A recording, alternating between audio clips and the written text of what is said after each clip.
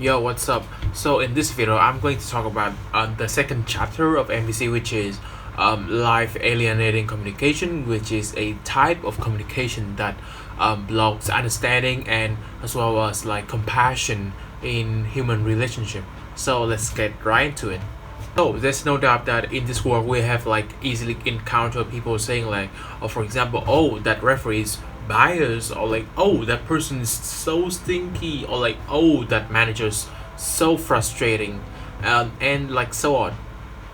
So normal verbal communication is like filled with blame, insults, put down, a label, and like comparison, all sort of like negative things that people can attach to another people.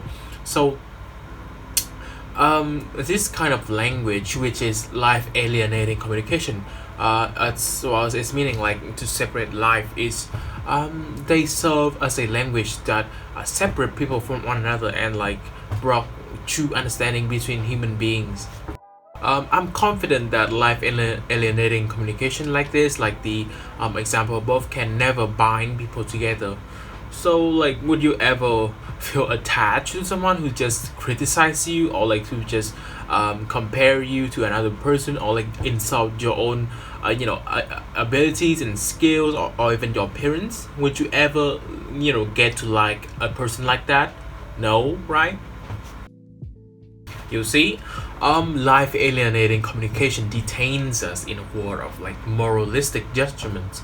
In this world, we view other people and other people view us based on a criteria of whether they are rich or they are poor, whether they are right or wrong, and like good or bad, smart or dumb, hardworking or lazy, or etc. Like there's just two polarity, or like two opposite sides that people just keep making judgments and comparisons.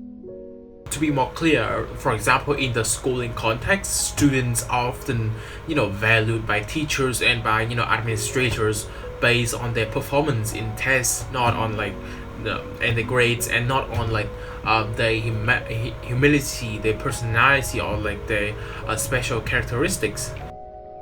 Like when we turn adults, we are judged and we are valued based on our salary level, our fame, our wage, and or our like appearance. Like the more glowing we are, the more like people accept us. So in this world of like moralistic judgment, people just keep get separate and separate further from one another, because we view the world on a really more moralistically way. Now I'm gonna talk further about a type of live alien communication, which is comparison.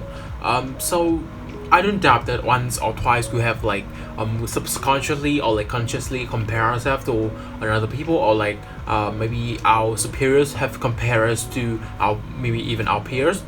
For example, at class, when we see a student that earn better grades than us, while they have more compelling extracurricular activities, or like they have better shoes, better backpacks, better accessories, we often like compare ourselves to them in some way. For example, we may say to ourselves like, oh, this guy must be really rich. Oh, what like privilege, how privileged they are, like how good they are, and maybe I'm not as good as them, or something like that.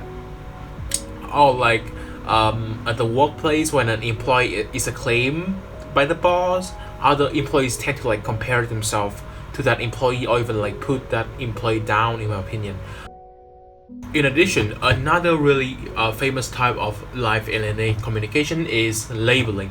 When we observe that a person has done something wrong, or like committed a crime, we speak to ourselves, or like think to ourselves like, this person definitely deserves punishment for his deeds, or like this person really need to be punished.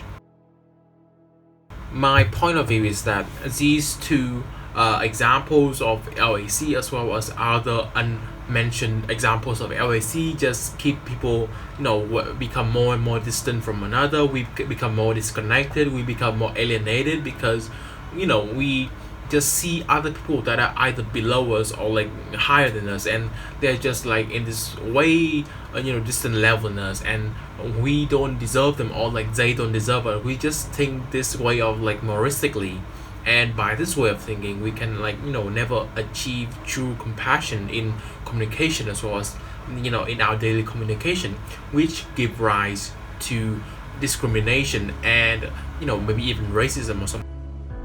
In a nutshell, I really believe that in order to make this world a better place for not only ourselves but for other people to live in, we should refrain from.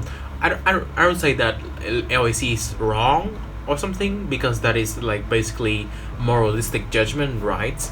So my point of view is that we should refrain from using it as much as possible, because it separates people from one another, and who wants to be separated?